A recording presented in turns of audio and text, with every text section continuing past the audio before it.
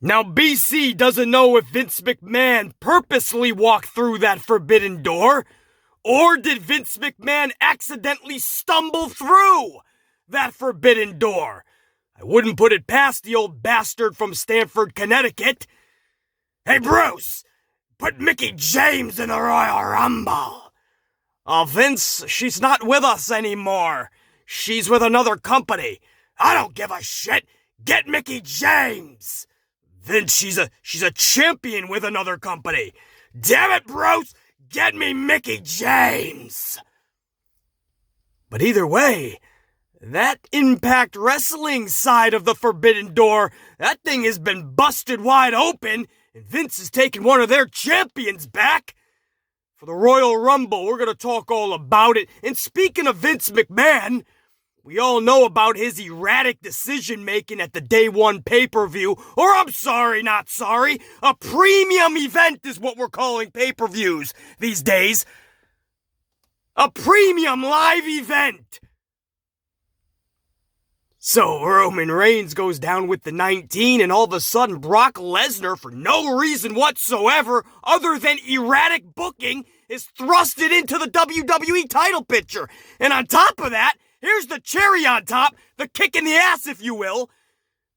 But Brock Lesnar actually wins the fucking championship. And because of that, now you have to hotshot what would have been an actually good feud and match between Brock Lesnar and Bobby Lashley. Now we only have a couple of weeks build, and voila! It's Bobby and Brock already. That's what happens when you make erratic decisions and you don't think things through. You don't have a plan. So did you honestly think things would be differently on the Blue brand? No! You're gonna get the same type of erratic booking. And that's what Vince did. He plucked a WWE Raw superstar, and he's gonna have that son of a bitch take on Roman at the Royal Rumble for the title. And I'll let the cat out of the bag. We'll talk more about it in this review, but it's Seth Rollins. Seth freaking Rollins. Now, for those wondering, it has come out in the last 24 hours that it was Seth Rollins that was supposed to defeat Big E at the Day 1 pay-per-view. Seth Rollins was supposed to be the new WWE champion. So it wasn't just Big E being done filthy at the Day 1 premium live event. No, Seth Rollins was also done filthy. So this is like a consolation prize. We'll pluck you from Raw, and in a couple weeks we'll have you go for the Blue Brand Championship. None of this makes sense, but it's WWE. Why would it make sense? We'll talk all about this. My gal Naomi. Naomi crushed a match last night with Charlotte Flair, and the Usos versus the New Day. Again! It wouldn't be a WWE show without the Usos and the freaking New Day! I literally can't take this shit for one more show. They called it a Samoan street fight. You could call it a stripper on a pole match, a hooker in the trunk match, or a fat fuck in a deep fryer match, and BC still wouldn't give two flying fucks. You can look out your window right now and you'll mostly see a big blue sky, maybe some clouds, possibly the sun rising from the east. But what you would not see is one flying fuck from BC. We have seen the Usos versus the New Day 1,665 times over the last 10 years. Slight, and BC means a slight exaggeration. We see these teams 74 times a year. For those keeping score, that's 74 times too many! BC would rather have Doudrop and Nia Jax sit on his face at the same time than have to sit through another New Day Usos match. BC would rather be tied down by the entire New World Order and forced to watch every Great Khali match than have to watch another New Day Usos match. The only thing that I could possibly think of that would be worse than another New Day Usos match would be Josh Matthews attempting to do good commentary, or maybe Eva Marie trying to actually wrestle. Other than that, this pathetic redundancy is actually causing flu-like symptoms, headache, nausea, irritation, and pain. All symptoms we experience while watching the Usos versus the New Day in 2022. Every fucking week! We saw this same match several times this past month, leading up to the Day 1 special live premium event. And then we saw it again at the Day 1 live premium event. And now again, last night right after the live premium event special fuckwad shit. This is not okay. This is tragically bad. Oh my God! Nobody should be okay with this. Smackdown, January 7th, 2022. The Amplified Review starts right now.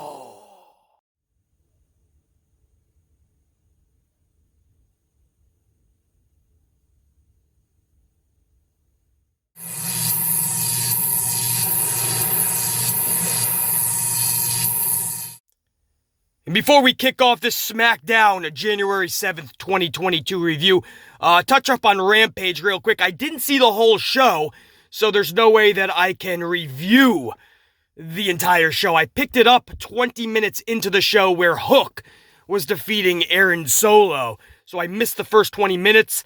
The show was nothing that special. There was nothing to really talk about on that show anyway, so I'm not sure how long I would have done a review on this Rampage anyway. I'm guessing the best part of Rampage was that first 20 minutes that I missed. Because everything else was, I mean, there's nothing really of substance to talk about. Hook defeated Aaron Solo, and continues his little 3-0 winning streak. Rio was in a tag match, with Ruby Soho. They were taking on Britt Baker and I believe Jamie Hayter. Could have been Rebel, but I think it was Hayter. In fact, Rio wins that match via a fruit roll-up, same way that she beat Britt Baker last month. So it looks like Rio, even though she has an impressive record of, I believe, something like 25-3, 24-3, something pretty impressive. Or no, is it 5? 23-5, maybe it is. I don't know what these fucking... It's something pretty damn impressive. So I don't know why Rio, one of the smallest females on the roster, if not the smallest female, while she's believably holding people's shoulders down, and that's how she's getting wins. That's why I hate the fruit roll-up. It's not believable, especially when you take the smallest son of a bitch, and she's supposed to hold down some of the bigger people on the roster.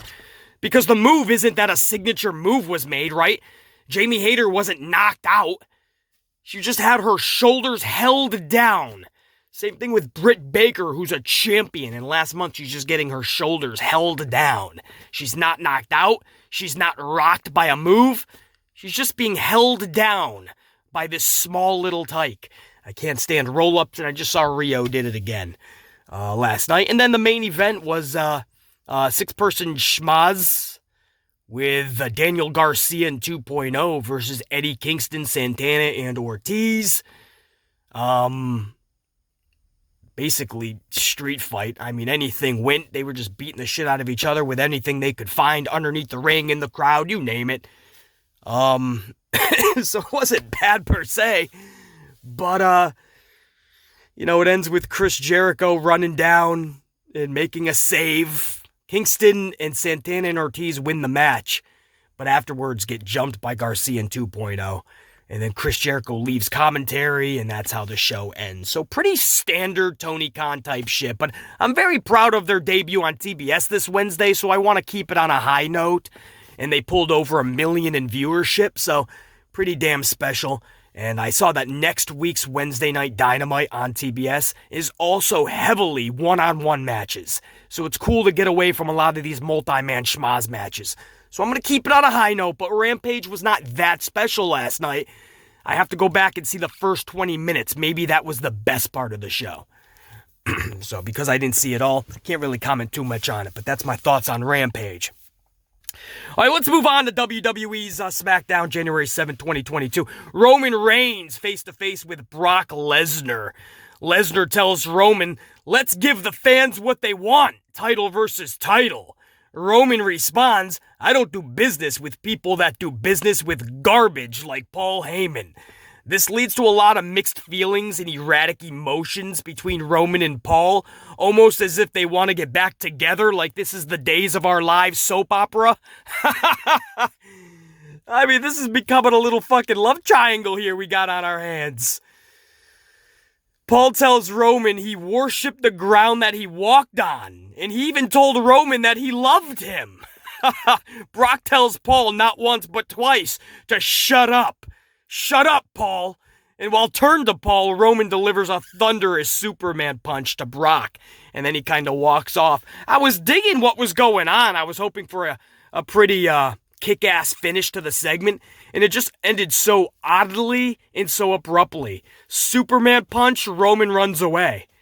Almost literally ran away. I mean, he got out of that ring with a quickness, man. So, and then Brock's just got his little grin on his face, and and he's not pissed at Paul. Paul just said, "I loved this guy. I worship the ground he walked on. He's the reason that you just got Superman punched because you had to tell me to shut up multiple times." Brock wasn't even pissed at Paul. I don't know, man. I feel like we had something good going on in that segment, and then it just ended so oddly and abruptly. It's almost like nobody knew how to end it accurately. And again, I told you guys this was going to happen. It's already happening. Bobby Lashley versus Brock Lesnar, even though it's a match that we've all wanted to see for 2 years now, since Bobby got back to WWE and has been wanting this match, I told you it wasn't going to be executed correctly. This is only being hotshot booked because Roman got the 19 and Vince panicked and hotshotted erratic booking. And now we're getting Bobby and Brock on such sudden notice that it's rushed. With only a couple weeks' time. You can't build anything properly. So we're just going to get a 5, 6, 7-minute match maybe at the Rumble. We're going to get 65 spears. That's going to be it.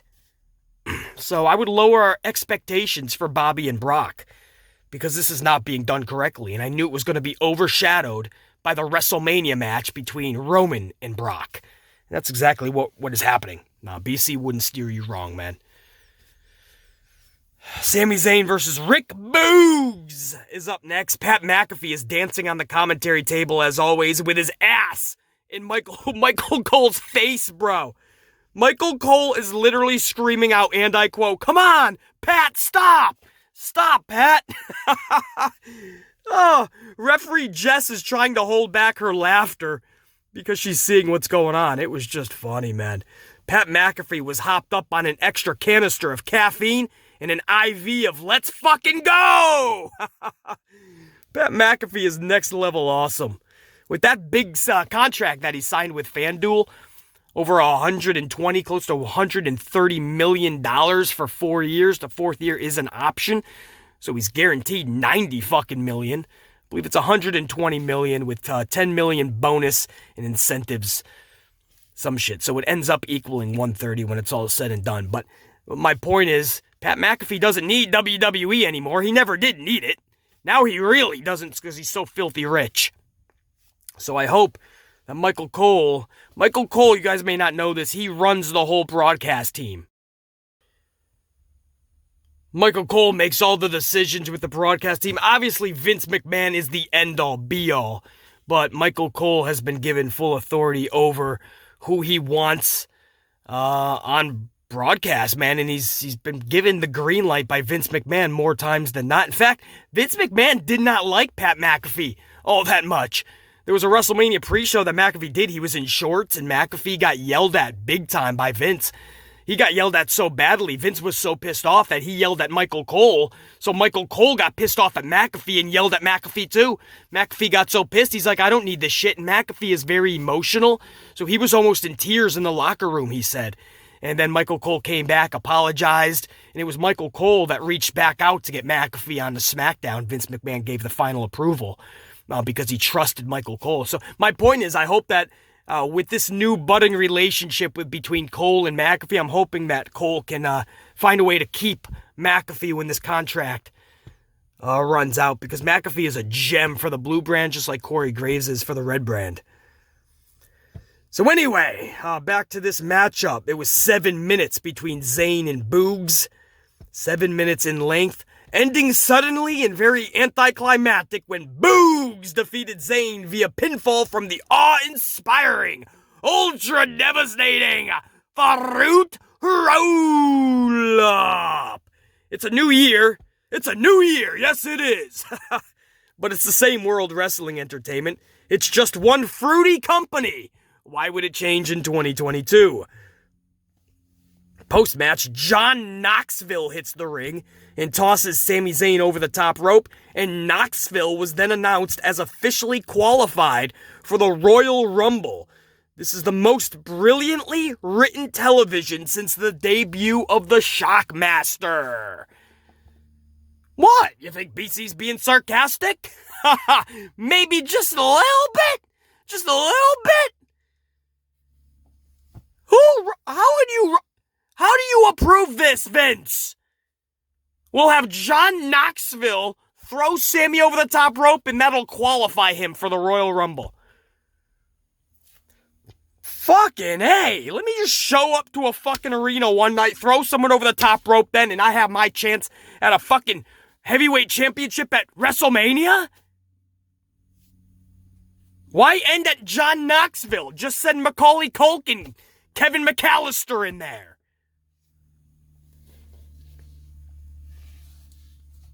Send fucking Dawson from Dawson's Creek. Carl Winslow from Family Matters. Uncle Phil from The Fresh Prince.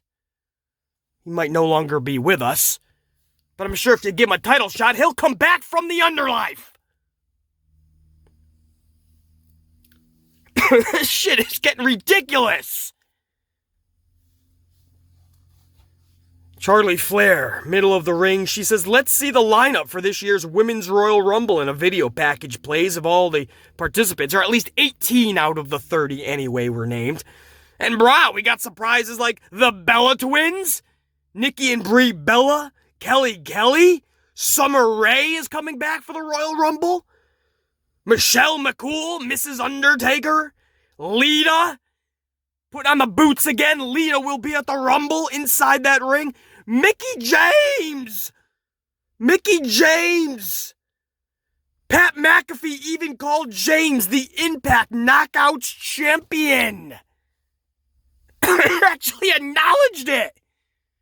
Acknowledge me as the Impact Knockouts champion. They did, bro.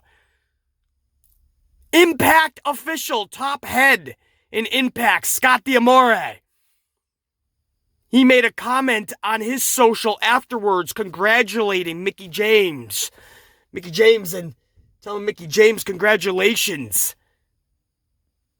on heading to the Rumble. And then Scott also congratulated WWE for, in his words, finally stepping through the forbidden door. That was Scott's words, man. Head over there in Impact. And he left a comment congratulating WWE for finally walking through the forbidden door. So for them to allow Mickie James to go to the Royal Rumble, for WWE to reach out to Impact to do such, there's a little relationship. It doesn't matter how small. You went through the fucking door, bro. And because of what Scott said, a top official for Impact, that shows you that this is mutual. Everybody's on the same fair ground. It didn't look like Vince went through a window or snuck through the back door or maybe the basement door. No, this was through the front fucking door. So what does this lead to in the future? Baby steps. But the fact that Vince McMahon walked through any forbidden door, that's some big fucking news, bro. Usually Vince won't play with anybody else. His ego is in the Mile High Club. Mickie James, you guys know, is one of my favorite female wrestlers of all time. It boggles my dome piece to this very day that she was released. And it's good to have her end it the right way, man. Not just with dirt sheets running your name that you got released. No, you get to actually go out your fucking way. And there's some people that say, damn, the way they treated her, they release her and then they threw a trash bag at her and she's going to come back. Bro, this is business. This is business, guys. This is her name. She's not with WWE contractually anymore. So she's making a name for herself in the pro wrestling world without WWE. She made it she's an Impact Knockouts champion. Why would you not ring your name with some more fucking cash value? You're going to a big, huge stage like the Royal Rumble. She was trending at number 4. Possibly she made number 3 last night after this announcement. This is what I mean about good business for yourself. You gotta put your fucking personal feelings aside, bro. Yeah, she could have turned it down.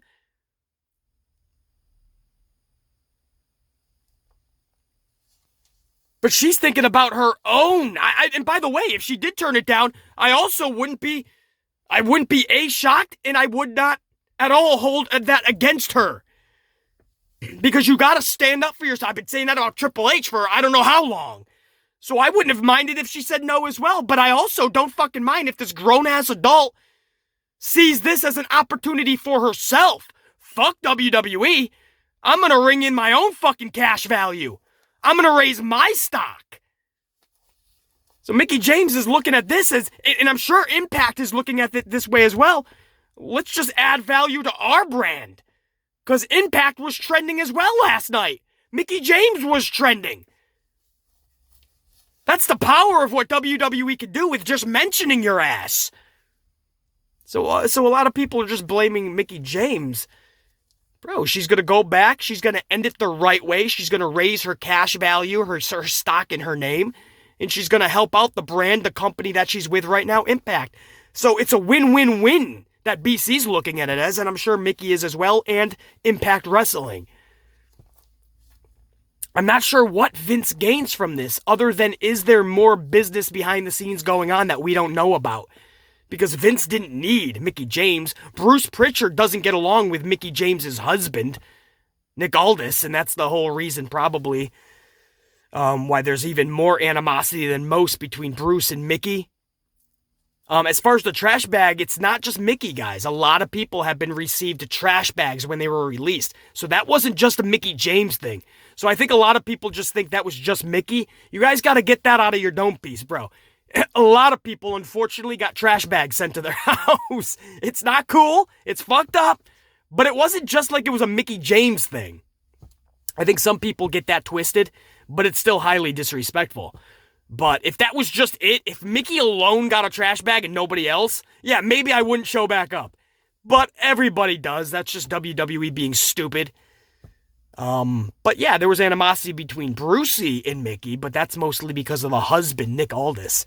Vince McMahon was always high on Mickie. Again, this was a Nick Khan decision even more than Bruce Pritchard to release Mickie James. There's so many just misconceptions about all the releases in the year of 2021. A lot of people think, it was all Triple H's people. It was a vendetta against Triple H. Vince has a vendetta against his son-in-law. And that couldn't be further from the truth. I mean, how do you explain Mickie James? That was not that's not a product of Triple H. How do you explain John Morrison? That was not a product of Triple H. In fact, Triple H didn't even like John Morrison for nearly his entire career. How do you explain Bray Wyatt the Fiend? Nowhere near a Triple H production in the most mind-boggling of all the releases. So, there's a lot of reasons why you can have a narrative or an agenda, but no, these were just Nick Khan cuts.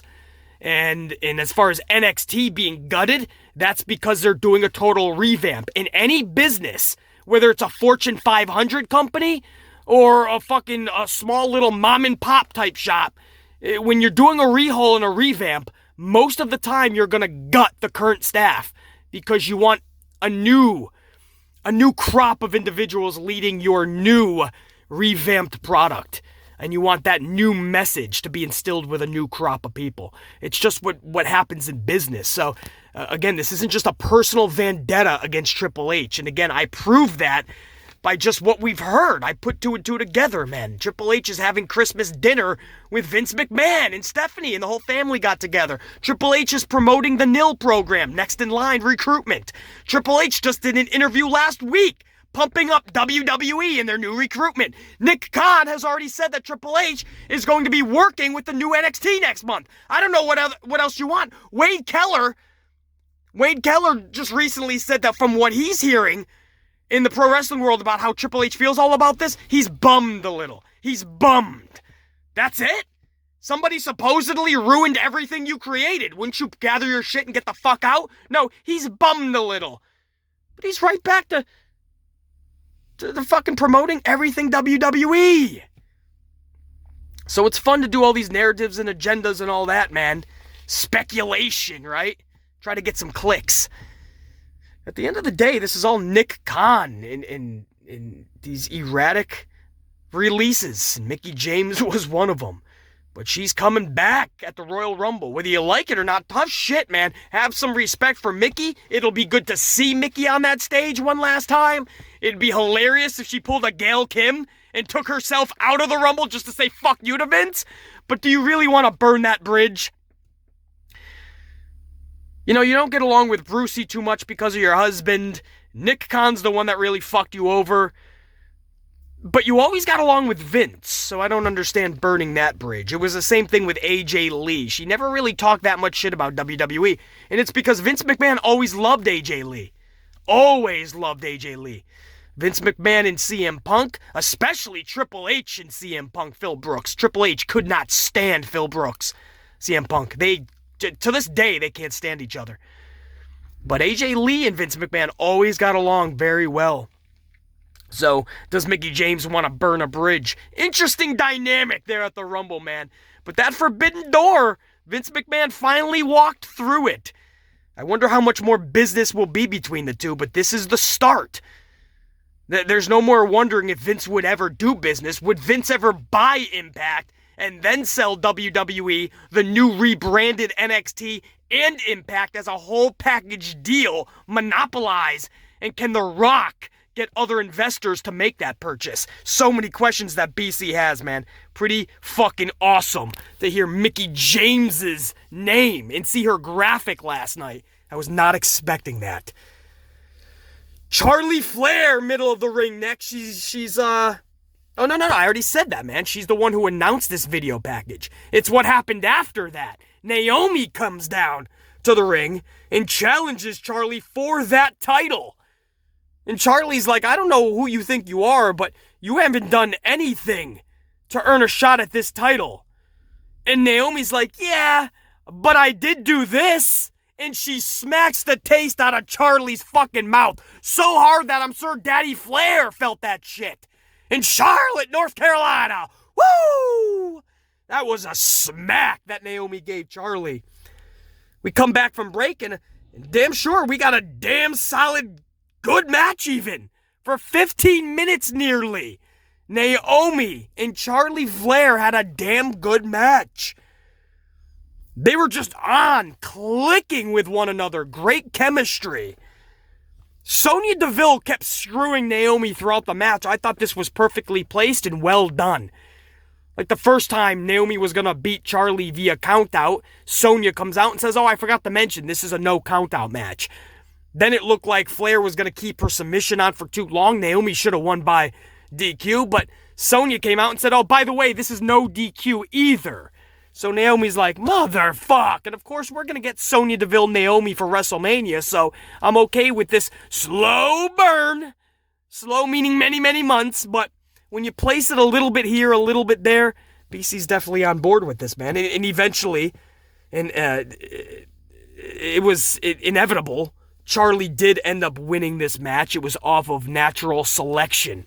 But a damn solid performance by Naomi, and this is what I mean. Sometimes there's victory in defeat. Well, Naomi scored big victory in this loss because I felt everything went down very well, and this again is what I told you from day one about Naomi. You give her a chance, she can give you 15, 20 minutes plus of a good match. She's dependable, just give her a fucking chance. Naomi and Charlie have always had decent chemistry, though. Even good chemistry most of the time. So I'm not that shocked, but it's just so good to see that type of a match and that they actually gave them time. On hour number 2, Happy Talk starts hour number 2. Corbin introduces Drew McIntyre as his guest. It's actually just Madcap Moss. He has a little fucking kilt on. He has a limp sword. That's right, a little tiny sword that instantly goes limp. And they just mocked Drew McIntyre for a good few minutes. The Viking Raiders hit the ring for a match with Moss and Corbin. 5 minutes later, the Vikings were flat on their back looking up at the lights. The one level lower than jobber status in pro wrestling is bum status. Unfortunately, the Vikings have reached bum status. If a clinically depressed mother, a middle-aged homeless man, and an ex-con addict walked past the Vikings, they'd all stop and say a prayer for Eric and Ivar. That's how sad their status has become. A far cry from when they were once the War Machine. Now they're the Bum Machine. The main event was a Samoan street fight, the Usos versus the New Day. Now when BC hears Samoan street fight, I'm thinking they best be nowhere near the Mohegan Sun in Connecticut. They better be in the streets of Maui, or the alleyways of Honolulu, somewhere in Hawaii, or a heavily populated Samoan residency. Otherwise, how is this a Samoan street fight? Because 2 of the 4 wrestlers are Samoan? If that's the case, why isn't it called a Black Street Fight? The New Day deserves some answers, damn it! A Samoan street fight in New England makes about as much sense as releasing Bray Wyatt. For those wondering, this had nothing to do with a street fight. All this was a no count out, no DQ match. Watching these 2 teams face each other every single week has actually become depressing. Because it exposes just how terrible WWE has become. To literally stop caring and not even put in any effort to give fans fun, fresh matches and storylines. To just do the same match every week. Downright pathetic. The Usos hit the 1D on Woods through a table, and the Usos win and retain their gold. I love my Usos. They're my second favorite tag team right behind the Briscoe brothers. But that has to be it with these 2 teams. These teams now have to stand up to Vince McMahon and say, bruh, no, you're ruining us, Vince. You have to stand up now and say that has to be it. You know, it was BC that was raising this fight alone for the whole year of 2021. How I've been saying nonstop, we have to see the end of the Usos and the New Day. But what I just saw last night was the whole community was actually starting to question this. I don't know what took them so long, but the rest of the community is now going, why the fuck are we seeing this every show? Welcome to the party. BC has been asking this for a fucking 2-year period now.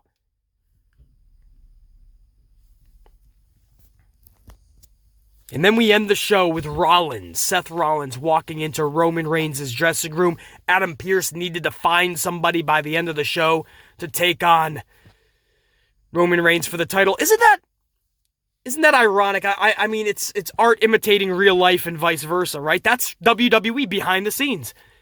It's funny how they actually made that into a storyline where Adam Pearce is rushing to find a number 1 contender for the title. Back in the day, do you remember when number 1 contenders were number 1 contenders because they felt like it? Because they were booked as such? Because there was inevitably no doubt that person was next in line for a championship. Now, it's so erratic, it's so confusing, it's such a mindfuck that even storyline-wise, they're rushing just to pick somebody to go for a title. They're just picking people like it's a lottery. Like you're picking a needle out of a fucking haystack. You're throwing fucking bologna at the wall and seeing if it sticks. Picking somebody like a fucking elementary schooler in a game of dodgeball. And we're just picking teams over here. I can't believe that we're just picking people. Picking people for champ. Seth Rollins isn't even on the blue brand. He's just in his whole attire last night. He's just roaming around the blue brand corridors in his full attire. just had an inkling that Adam Pearce was just going to pick him. And Rollins just starts laughing, and Roman's like, fuck. And that's how we faded to black and went off the air. Rollins, again, we found out in the last 24 hours, Rollins was supposed to beat Big E for the championship. So either way, Big E was going to be done filthy. But losing it to Brock is even doubly. I mean, he was going to be done dirty. That's being done extremely filthy. But on top of that, Seth Rollins was done dirty. Because Brock ruined his plans. So this is like a consolation prize. We'll pluck you from the red brand, we'll put you on the blue brand, and you can take on Roman. He's not going to beat Roman for the title, so when it's all said and done, Rollins is going to get no titles out of this. So I'm sure this is a consolation prize. We'll give you one of the main events at the Rumble. Big matchup with Roman. But when it's all said and done, Rollins will end up being done dirty because Vince panicked and put the title on Brock, and then he hotshot rushed a Bobby Lashley match with Brock. So now Roman needs somebody, and they're plucking Rollins. I mean, all of this is so erratic, but it wouldn't be WWE if not. My name's BC Amplify. Thanks for joining me for this SmackDown review for January 7th, 2022. We'll go on, man, as we get closer to the Royal Rumble. I don't know if I'm going to have a review for Battle of the Belts or whatever the fuck that is tonight from AEW. I will be watching. I hope I can get a review out to you guys. And then, of course, we'll start a whole new week of fresh content with, unfortunately, we got to talk about it, Monday Night Raw. BC Amplified, man, for all my amp unit. Kick the rest of this weekend's ass. Think, be, live, amplified always. And until next time, check you later.